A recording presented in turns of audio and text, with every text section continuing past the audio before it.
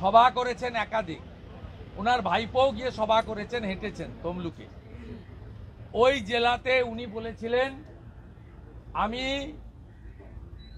অধিকারীর চোখ দিয়ে দেখতাম, অধিকারী মুক্ত করুন।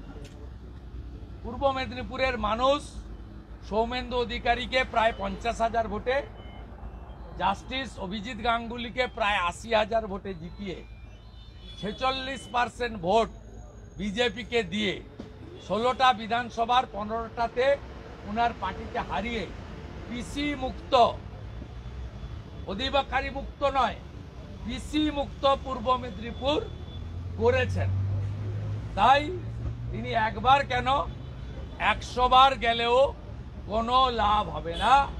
26-এ ওই জেলা থেকে 16টা আসন নরেন্দ্র মোদীজিকে ওখানকার মানুষ দেবে, তার প্রস্তুত হয়ে